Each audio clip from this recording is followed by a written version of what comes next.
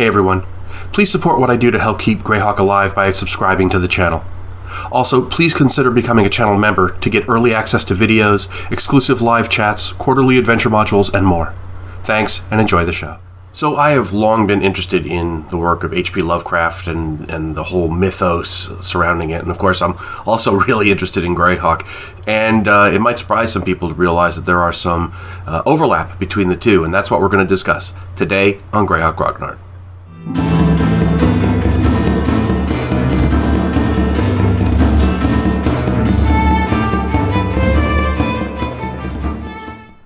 So it's no surprise that Gary Gygax was a fan of H.P. Lovecraft. He's mentioned in Appendix N, and there's, he was obviously a very famous pulp writer that Gygax would have been exposed to at the time. And what might be a little more surprising, though, is that there are some overt references to Lovecraft's work in the original Greyhawk campaign. Not in the published campaign, although there's other things that are less overt that we'll talk about in a second. But in the original Castle Greyhawk campaign that Gary ran back in the day, Lovecraft's creations actually existed, and I got a few quotes that I want to trot out for you. The first is from Rob Kuntz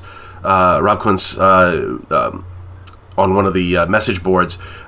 He's talking about Castle Greyhawk here. The castle was built a few miles northeast of the city as we pictured it, though we never drew an environs map for it, but we knew where it was, and we knew where the Temple of the Latter-day Old Ones was, about halfway to the castle along the same path from the city, and beneath ground, also accessible by the sewers, which I later drew.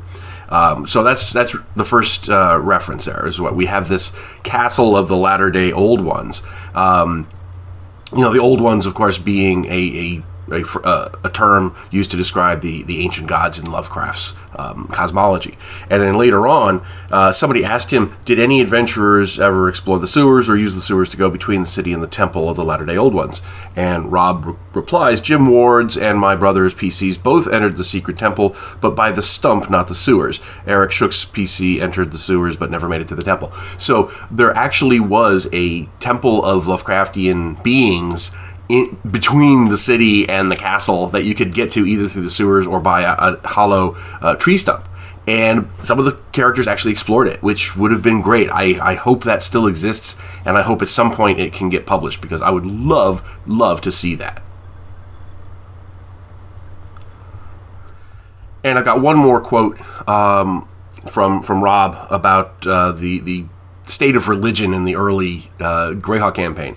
Before Gary codified the gods, there was St. Cuthbert and the Blinding Light Faith and the Norse gods. The Blinding Light Faith is actually interesting because it was based on as far as I understand it, it was based on something from NPR, which the Prairie Home Companion, and one of the bits they had was like the Church of the Blinding Light, and they brought that in to the campaign.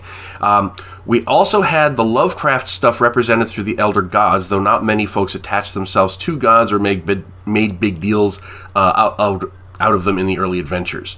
So that's an interesting thing. They had the Lovecraftian gods there. We talked about, they already had the Temple of the Old Ones,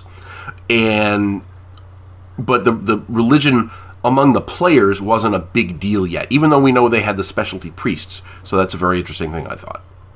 Now, Rob has some other Greyhawk Lovecraft quotes that I want to trot out here, too. Here he was asked about specialty priests in Greyhawk, because in the world of Greyhawk, a lot of the deities, the clerics of those deities have special powers, and they're called specialty priests. They have special abilities, or they get special spells, or whatever. And here's what we learn about this. Greyhawk had specialty priests, the elder priests for the Cthulhu gods I designed. Gary worked on those for the pantheons, and we had Foltus early on with extra blinding light spells, and so forth and so forth and so forth. But that reference there to the Cthulhu gods is just, it stuns me that they actually had, not just that some of the players would have them as their deities, but there actually were class stats for Lovecraftian deity specialty priests. I would love to see that material. How cool would that be to see the original stuff from that campaign? We get a little more here from Michael Falconer, who is talking about the influences of fiction on the Greyhawk campaign in general. Some earlier influences are greater than others. Barsoom, for example, is not integrated into Greyhawk. One must actually leave Greyhawk and travel to Barsoom for a Barsoom-like experience. Okay, we know that. Go to Mars and you're fighting the deer, the apes and so forth. Fine.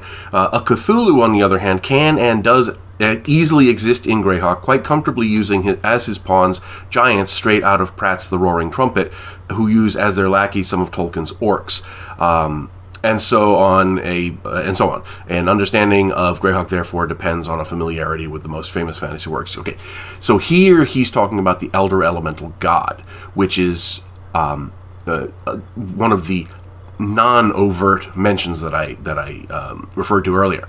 Is you actually have a Lovecraftian being, the Elder Elemental God, who is from another multiverse, so completely alien to the Greyhawk campaign that its motives are completely inscrutable. And that's how I define the beings that you see in a Lovecraftian world. And here he's saying, you have the giants. This is referring to the giants modules, obviously, and you have the giants were the servants of the Elder Elemental Eye. The Drow were their priests, and then they had orcs as their. At least the Hill Giants had orcs as their slaves and so forth. So here we're talking about the Lovecraftian, not necessarily Cthulhu, but a Cthulhu-like being, which is the Elder Elemental God. And I love those connections that you see in there like that.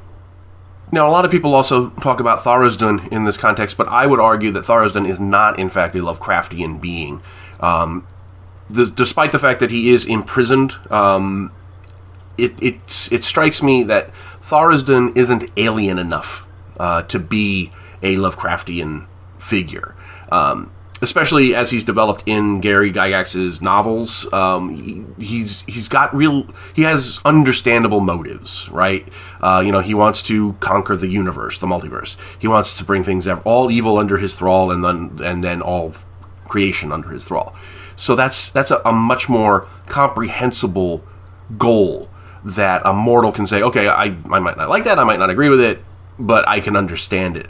To my mind, a Lovecraftian figure is one that you really can't understand, even in that, the motives of why they do what they want to do are so incomprehensible, because humanity is just so insignificant on a cosmic level, and that they're so far alien from us that we couldn't even comprehend why they do what they do or what they hope to gain out of it. So anyway, hope you enjoyed this one. Apologies that it's a little short. I'm not feeling well, so I wanted to make sure I got one out.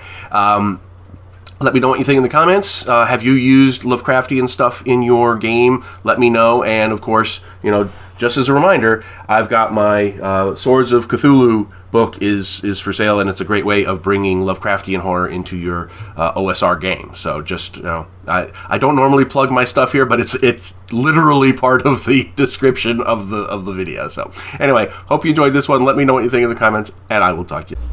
Thanks for watching today's video. Please remember to hit the like button and subscribe to the channel. Below you'll find links to my Patreon, which helps make these videos possible. You'll also find the web store where you can buy my books, and my blog where you'll find all sorts of free downloads and other articles. Thanks, and have a great day.